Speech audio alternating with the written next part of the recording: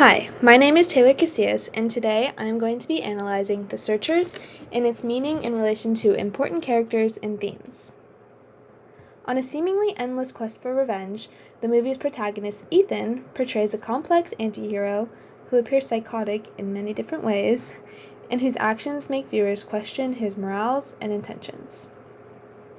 After returning from the Civil War, Ethan faces isolation and uses his quest with Martin to fulfill his sense of purpose.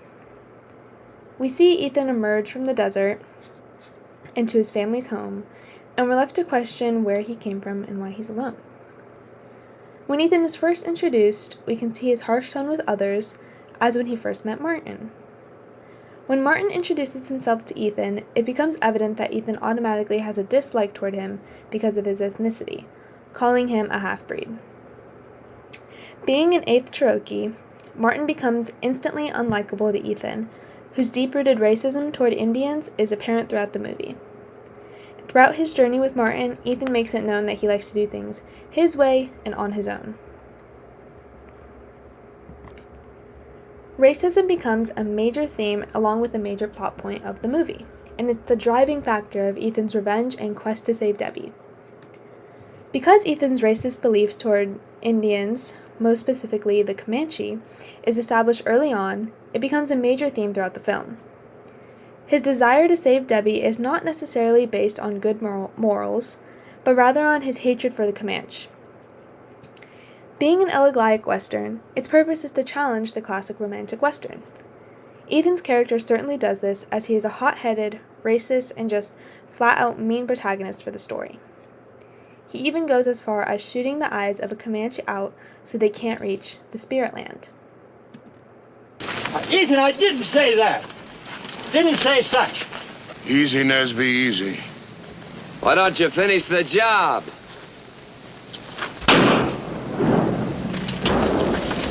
What good did that do you? Why, what you preach, none. But what that Comanche believes, ain't got no eyes, he can't enter the spirit land. Has to wander forever between the winds. You get it, Reverend. Come on, blanket head. He even shoots the eyes out with a smile on his face, which kind of plays into his psychotic natures throughout the film.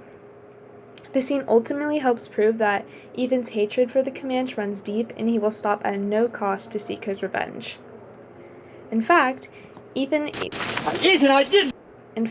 even threatens to kill Debbie because he believes that she will no longer be the same girl she once was. He thinks that she will be accustomed to the Comanche ways and will be a Comanche herself. We see this when he pulls a gun to Debbie, as shown in this scene. To my people. Ishmael, go! Go, Martin, please! Stand aside, Martin. No, you don't, Ethan. Ethan, no, you don't! While racism is a major theme in this movie, I think its ultimate purpose in The Searchers is different from that of classic westerns. Racism is common in classic romantic westerns, and I believe that The Searchers kind of aims to address this in its own unique way. Ethan's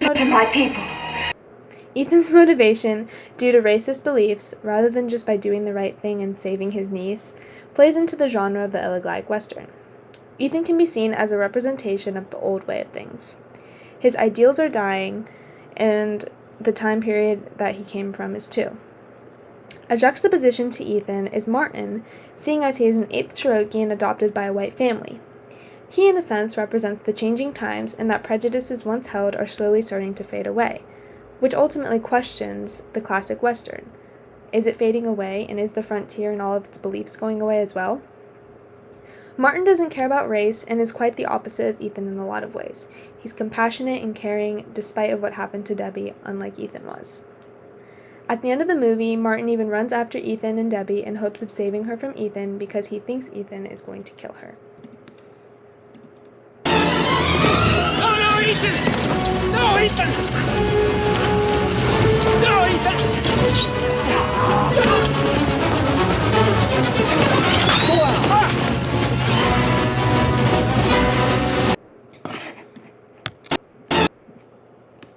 Although Ethan decides to save Debbie in the end, it doesn't really excuse him from his actions throughout the film.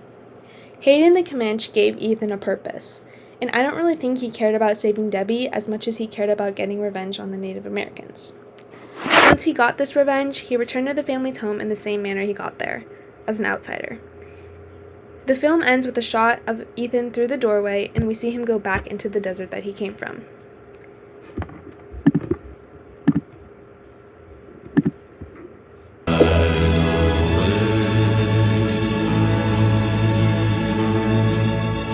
Right away.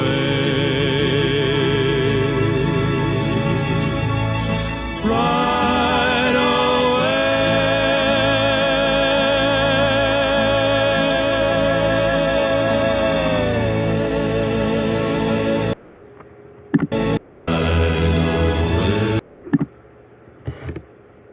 He is once again an outsider searching for a new purpose.